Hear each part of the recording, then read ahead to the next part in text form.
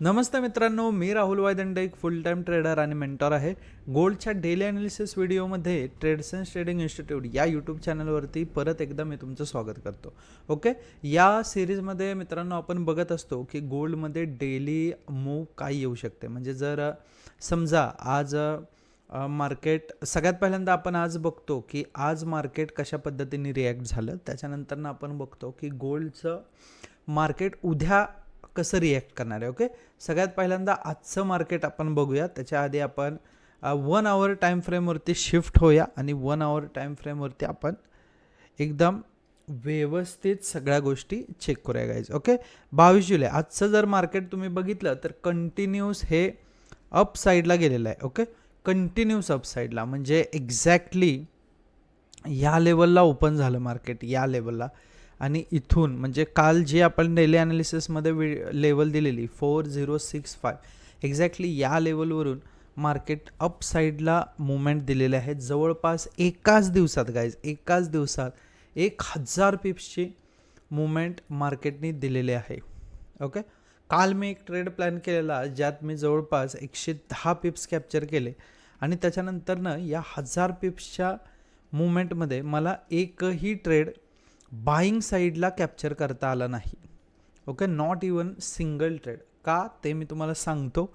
Live स्ट्रीममध्ये काय झालं, एक तर सगळ्यात पहिल्यांदा मी तुम्हाला सांगतो तुमचं ट्रेडिंगचं टायमिंग फिक्स पाहिजे. ओके, जसं की माझं लाईव्ह स्ट्रीमचं टायमिंग फिक्स आहे, तेव्हाच मी ट्रेड करतो. ओके, लाईव्ह स्ट्रीमचं टायमिंग काय आहे, एकतर सकाळी 10:30 ते 12 किंवा मग संध्याकाळी 6 ते 8. ओके, या वेळेत जर मला ट्रेड मिळाला तरच मी ट्रेड करतो, अदरवाईज मी ट्रेड करत नाही. आणि या दोन्ही टायमिंगमध्ये मला एकही ट्रेड बाईंग साईडला कॅप्चर करता आला नाही. Okay, in the and me 2 तासाच्या पेशन्स नंतरनं दोन तासाची वाट बघून मला एक ट्रेड प्लॅन करता आला जो सेलिंग साईडला होता आणि त्यात मी 90 पिप्स सगळ्यांसमोर लाईव्ह स्ट्रीमवरती कॅप्चर केले. काही लोक माझ्यासोबत होती, त्यांनी प्रॉफिट केले. मला वाटते 3-4 प्रॉफिट केलं, कारण 2 तास खूप मोठा ड्युरेशन आहे आणि या ड्युरेशनमध्ये बरेच लोक लाईव्ह स्ट्रीमवरून जात होते आणि जे लोक गेले त्यांना प्रॉफिट झालं नाही, पण जे इन दी एंड शेवटपर्यंत थांबले त्यांनी 100% प्रॉफिट त्या ट्रेडमध्ये कॅप्चर केलेलं आहे. ओके, वन साईड मुवमेंट होती अप साईडला. त्या कुठं एक्झॅक्टली आपण ट्रेड प्लॅन केला ते सुद्धा मी तुम्हाला दाखवतो. त्यासाठी आपल्याला 5 मिनिटाच्या टाईम फ्रेमवरती शिफ्ट व्हायचं आहे. 5 मिनिटाच्या टाईम फ्रेमवरती जर शिफ्ट झालो तर बघा एक्झॅक्टली 4153 या लेवलपासून एक्झॅक्टली आपण सेलिंग साईडला बसलो होतो आणि तिथून आपण 90 पिप्स इथं कॅप्चर केले. ओके, 90 पिप्स नंतर आपण काय केलं ट्रेडमध्ये, तर आपली 80% क्वांटिटी आपण बुक करून घेतली. ओके, कुठलाही ट्रेड आपण डायरेक्टली एक्झिट करत नाही, कुठलाच ट्रेड. ओके, जर समजा माझं आधी 90 पिप्सचं 100 पिप्सचं टार्गेट होतं, नंतरनं मी हे टार्गेट वाढवलेलं आहे. ओके, जर माझं एखाद्या ट्रेडमध्ये जर टार्गेट हिट झालं किंवा आपण म्हणतो ना TP, जे बरेच लोक लावतात TP, टार्गेट हिट झालं तर मी तिथं TP लावत नाही. सगळ्यात पहिल्यांदा मी त्या लेवलला 80% माझी क्वांटिटी बुक करून टाकतो आणि 20% क्वांटिटी मी ठेवतो गाईस. खूप बऱ्याच ट्रेडमध्ये मी असं केलं की माझी क्वांटिटी मी बुक करत नाही. मी SL कॉस्ट टू कॉस्ट आणतो आणि 20% माझी क्वांटिटी ठेवतो. मग इथं अजून माझी क्वांटिटी रनिंग आहे. ओके, तुम्ही जर अजून बघितलं तर इथं 20% क्वांटिटी माझी अजून रनिंग आहे. स्टील माझा SL हा मार्केटने घेतलेला नाही. ओके, चलो, तर इथं आपण ट्रेड प्लॅन केलेला, इथून 90 पिप्स कॅप्चर केले. आता मार्केटमध्ये जर तुम्ही बघितलं, ओके, या सगळ्या ड्रॉइंग्स एकदा मी रिमूव्ह करतो आणि तुम्हाला सगळं बेसिकपासून सगळ्या गोष्टी दाखवतो. जर तुम्ही इथं बघितलं तर हा एक मार्केटचा रेजिस्टन्स होता जो की होता 4144. ओके, 4144. त्याच्यानंतरनं काही लेवल्स आपण इथं मार्क करूया ज्या महत्त्वाच्या होत्या मार्केटमध्ये. परफेक्ट, ही एक लेवल महत्त्वाची होती. त्याचप्रमाणे 5 मिनिटात सध्या आपण बघतोय, मोठ्या टाईम फ्रेमवरती पण बघणार आहे. या 5 मिनिटात लेवल महत्त्वाच्या होत्या. जर 4 आवरमध्ये आपण बघितलं तर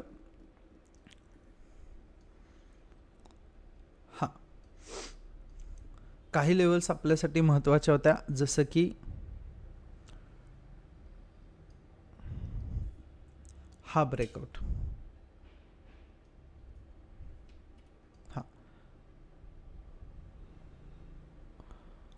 हा ब्रेकआउट, ओके एक्झॅक्टली हा 4057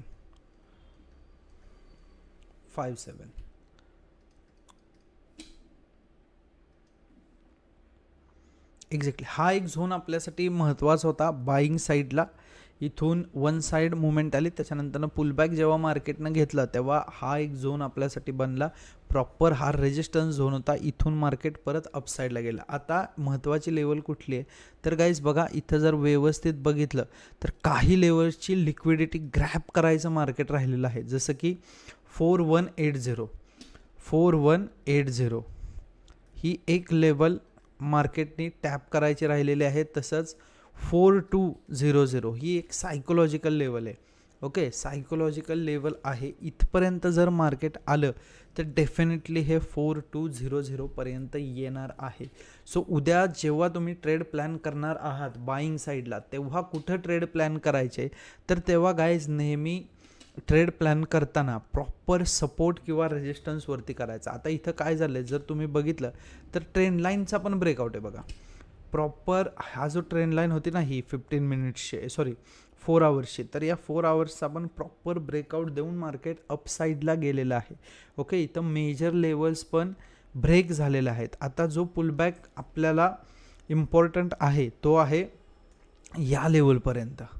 बघा, या लेवलपर्यंत जो 5 मिनिटावरती आपण सपोर्ट काढलेला ना, त्या लेवलपर्यंत एक पुलबॅक येणं गरजेचं आहे. म्हणजे 4141 पर्यंत जर पुलबॅक आला तर तुम्ही हे सगळे टार्गेट्स अचीव करायला जाऊ शकताय. जसं की 4200 आणि 4180 हे दोन्ही टार्गेट जर तुम्हाला घ्यायचे असतील तर एकतर सगळ्यात पहिल्यांदा पुलबॅक येणं महत्त्वाचं आहे.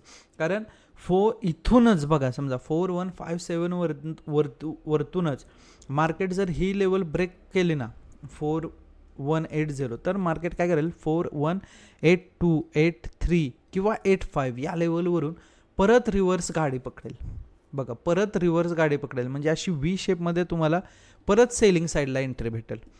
म्हणजे ही एंट्री 414 पर्यंत येणार. म्हणजे तुम्हाला ट्रेड प्लॅन करताना कसे करायचे बघा, जर तुम्ही बाईंग साईडला इंटरेस्टेड असाल, बाईंग साईडला, ओके, तर तुम्हाला जो ट्रेड प्लॅन करायचा आहे पुलबॅकला तो करायचा आहे 4141ला. ओके, आणि सेलिंग साईडला जर तुम्हाला करायचा असेल तर सेलिंग साईडला तुम्हाला जो ट्रेड प्लॅन करायचा आहे तो एकतर डायरेक्ट 4180 पर्यंतचा 0 या लेवलला ट्रेड प्लॅन करायचा आहे. फक्त व्ही शेपमध्ये एंट्री पाहिजे. ठीक आहे, पहिल्यांदा वरती जाऊन, आणि हे 5 मिनिटात पाहिजे आपल्याला, 5 मिनिटात, किंवा मग प्रो लेवल्स जे ट्रेडर असतील त्यांना 1 मिनिटात व्ही शेपमध्ये एंट्री पाहिजे.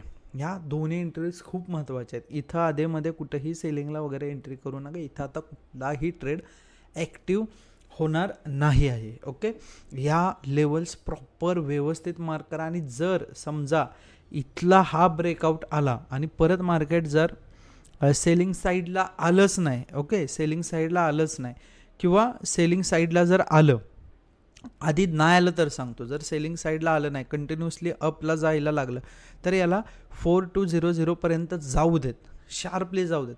जेव्हा 4200चा ब्रेकआउट येईल तेव्हा तुम्ही बाईंग साईडला गेलात तरी चालेल.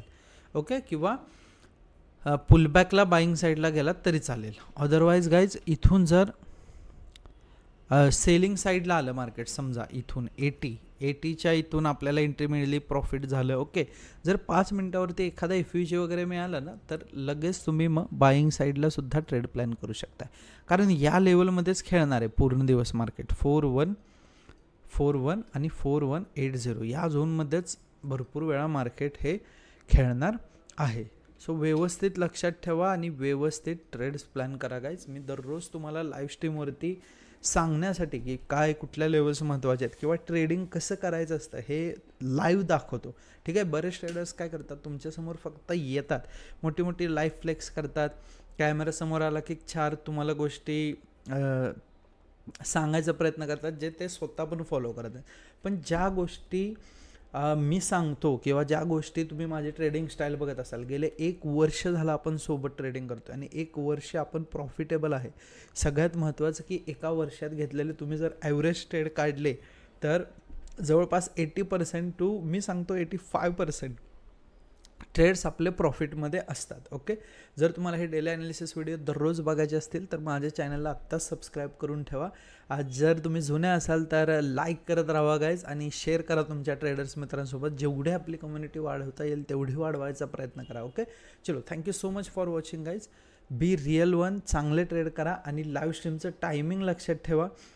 ओके, सकाळी 10:30 वाजता, सकाळी 10:30 अँड संध्याकाळी 6 PM आणि हा AM. ओके, चलो, be real one guys. Bye bye bye. आणि चांगला ब्रोकर पाहिजे असेल तर GTC लिंक डिस्क्रिप्शनमध्ये. Bye bye bye. थँक्यू.